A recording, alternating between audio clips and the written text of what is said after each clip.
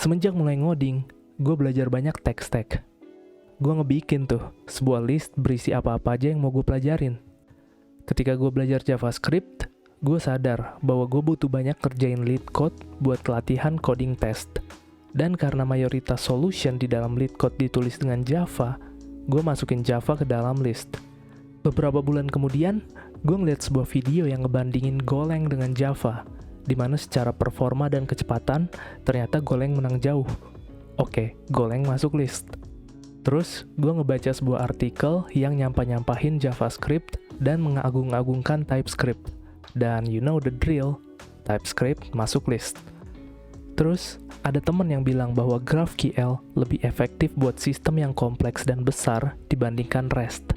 Jadi, GraphQL gue selipin di list. Dan begitulah seterusnya. Item di dalam list gue selalu bertambah dan bertambah. Selanjutnya, gue coba pelajarin satu persatu item-item di dalam list itu. Mungkin kelihatannya keren, kayak gue bakal terlihat produktif, skill set gue bakalan lebih komplit, dan gue bakal jadi programmer yang versatile. But to be honest, ketika gue refleksi dan ngeliat ke belakang, that concept was a complete mess. Oke, emang belajar banyak bahasa atau framework itu doable, tapi makan banyak banget waktu dan gak efektif. Apalagi kalau dilakuin dalam waktu yang bersamaan ataupun berdekatan. Gak efektif sama sekali.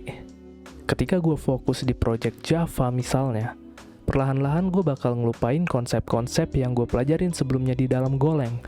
Ketika gue banyak megang MySQL, perlahan-lahan gue ngelupain apa aja yang udah gue pelajarin di dalam MongoDB. Mungkin kalian juga ngalamin hal yang sama.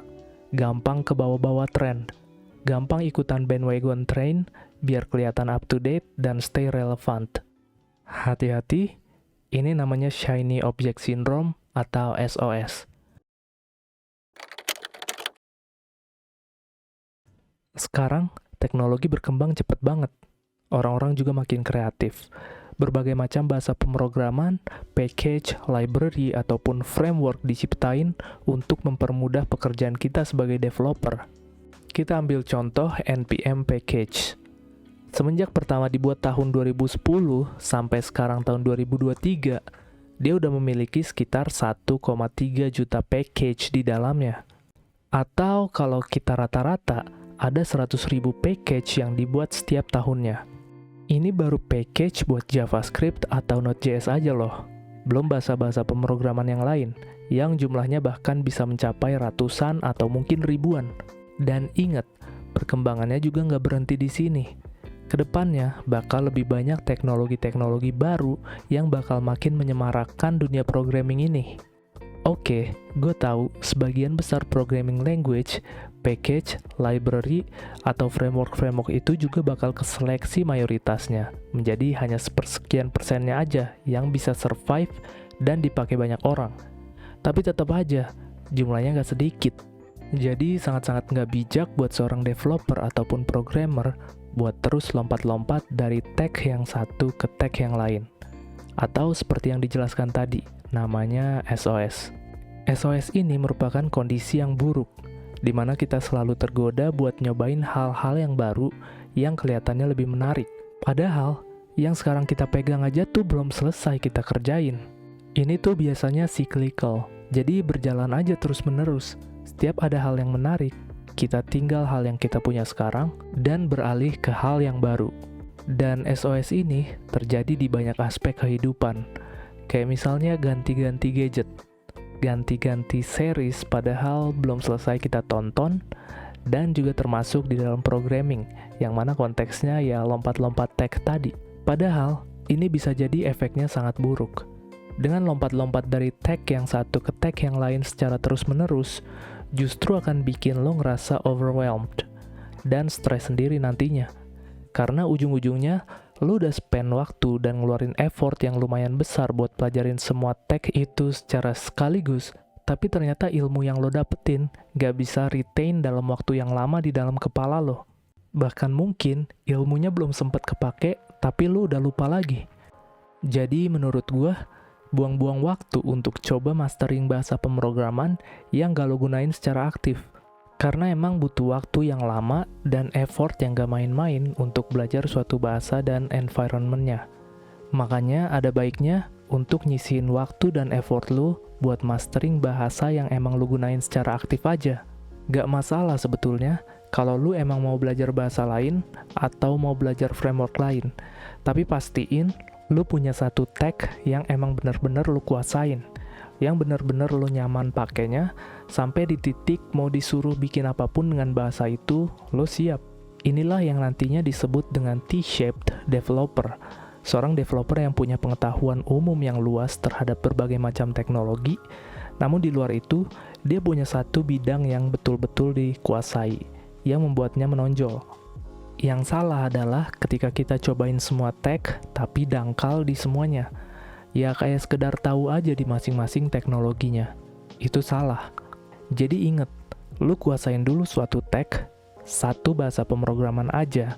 Pelajari kaidah-kaidah programming yang benar dengan menggunakan bahasa tersebut. Coba lo lakuin refactor code seoptimal mungkin. Terapkan prinsip clean code di dalamnya. Pahami environment bahasa itu. Kenalin library-library dan framework yang banyak digunakan dalam bahasa tersebut. Sampai akhirnya lo bisa buat project-project. Dari yang simple sampai yang kompleks dengan bahasa itu. Intinya, sampai lo udah benar-benar nyaman pakai bahasa tersebut. Kalau ini udah lo lakuin semua, lo boleh untuk pertimbangin explore bahasa pemrograman yang lain. Toh nantinya dengan begini, kalau lo mau belajar bahasa yang baru, bakal lebih mudah belajarnya karena basicnya udah ada. Selain itu, ketika lo ngerasa mau pelajarin suatu teknologi baru, coba pertanyakan, urgensinya apa? Dan coba counter pertanyaan tersebut. Misalnya, oh dengan tag ini lebih banyak fitur-fiturnya. Lo bisa counter dengan pertanyaan, yakin kalau dengan tag-tag yang sekarang udah semua hal kita kuasain, udah semua fitur kita tahu dan kita cobain. Siapa tahu kan, ternyata fitur-fitur itu juga ada atau bisa kita terapin dengan tag yang sekarang. Atau misalnya, oh dengan tag ini nanti performa app yang gue buat ke depannya bakalan lebih bagus. Lo bisa counter dengan pertanyaan, yakin dengan tag yang sekarang kita udah bikin app seoptimize mungkin. Udah semua hal kita terapin dengan seefisien dan seefektif mungkin. Siapa tahu kan, ternyata kitanya aja yang emang belum bisa bikin codingan yang efisien dan efektif. Bandelnya jadi lebih besar dan performanya jadi jelek. Oh dengan tag ini, job demand-nya lebih banyak.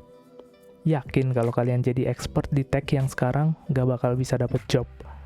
Mungkin aja kan, dengan tag yang sekarang juga, asalkan ahli, kita bisa kebanjiran job.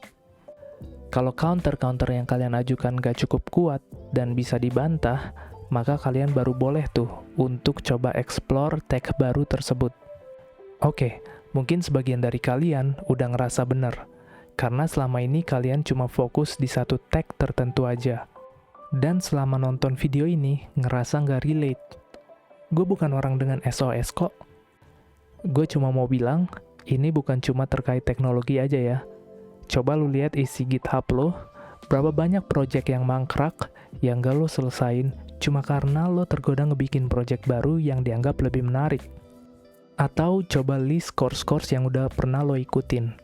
Berapa banyak yang belum selesai, tapi lo udah ngambil course-course yang baru. Sekarang tanya ulang ke diri kalian, apa kalian juga punya shiny object syndrome?